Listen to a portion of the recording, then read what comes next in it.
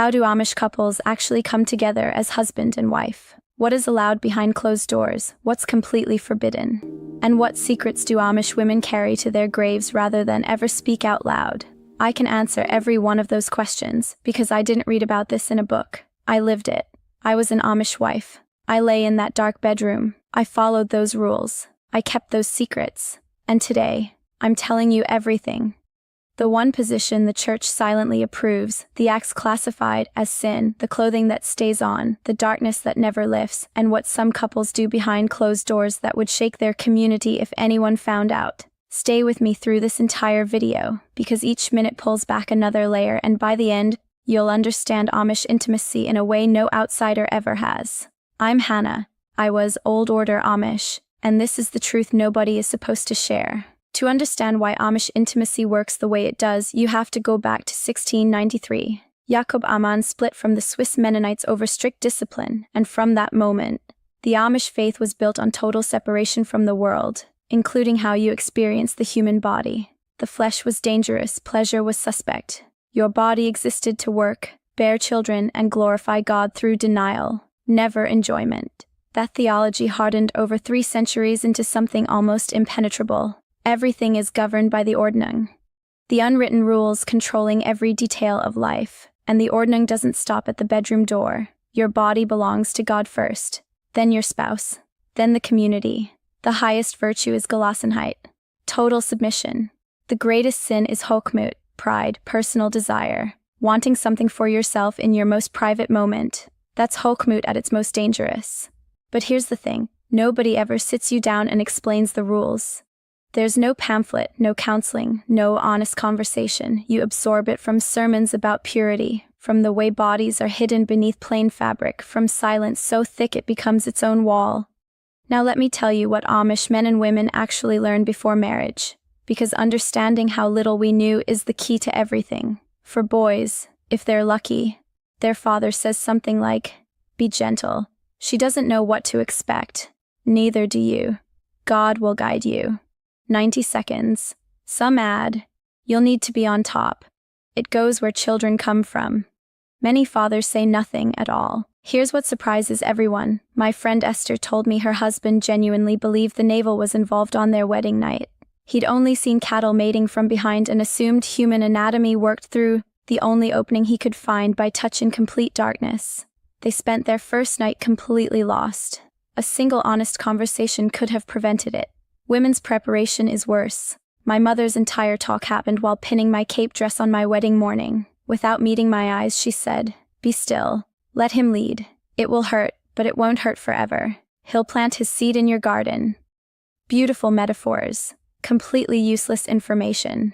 I walked away understanding less than before. So let me break down what's officially allowed and forbidden. These rules aren't written anywhere, but they're ironclad. Allowed. Husband on top.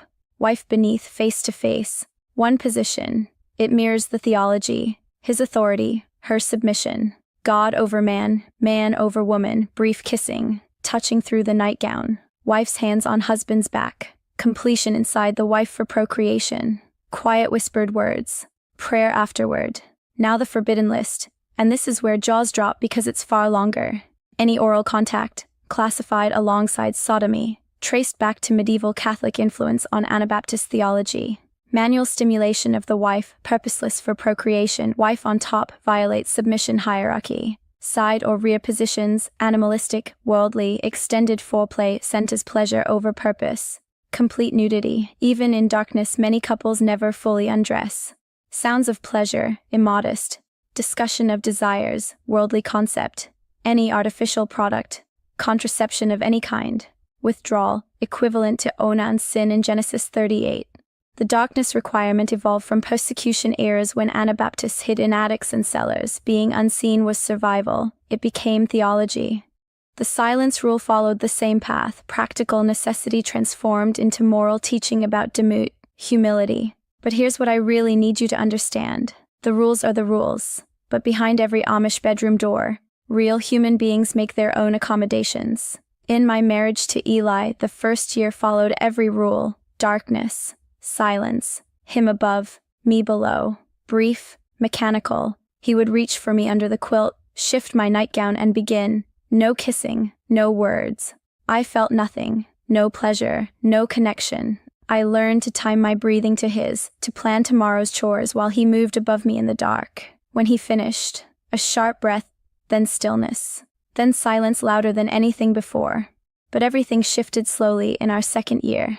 Eli began kissing my neck. I didn't stop him. For the first time, something felt genuinely good. His hands started learning my shape, discovering that certain touches changed my breathing.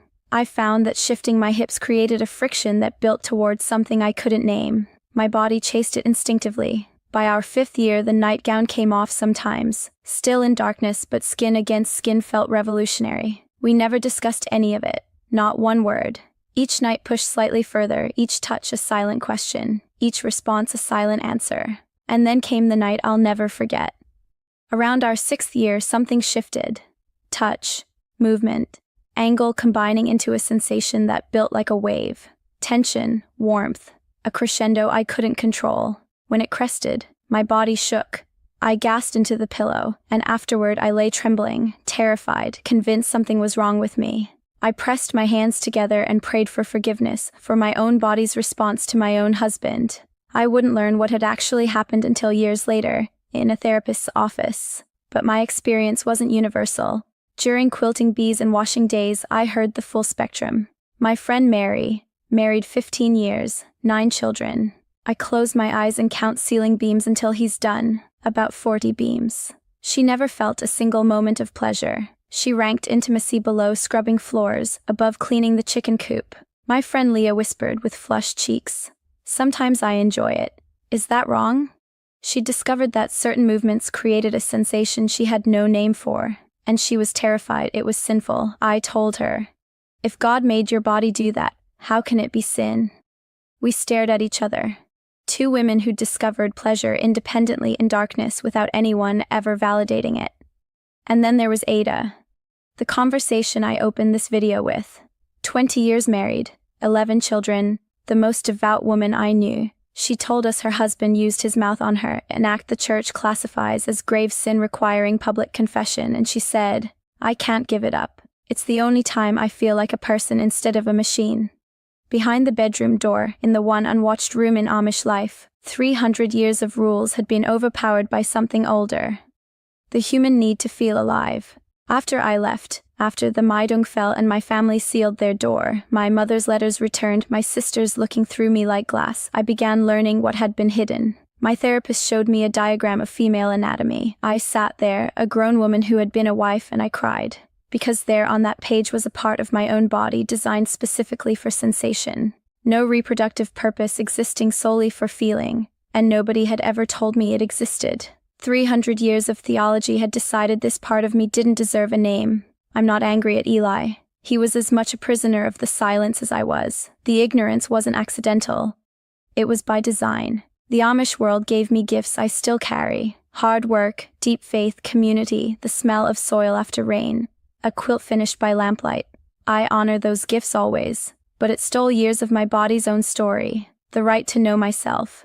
The sacred human experience of understanding the skin I live in. If you grew up where your body was a secret kept from you, where pleasure had no name, where silence was called virtue, I see you. Learning yourself is not sin. It's the most sacred reclamation you'll ever make. Leave me a comment. Tell me what shocked you. Tell me your story if you're ready. Subscribe to Hannah the Amish Girl. I've barely scratched the surface. Until next time. The rules said one thing. The quilts knew another, and after 300 years, the bedroom remains the only room where the ordning cannot see. Maybe that's exactly why they kept it so dark.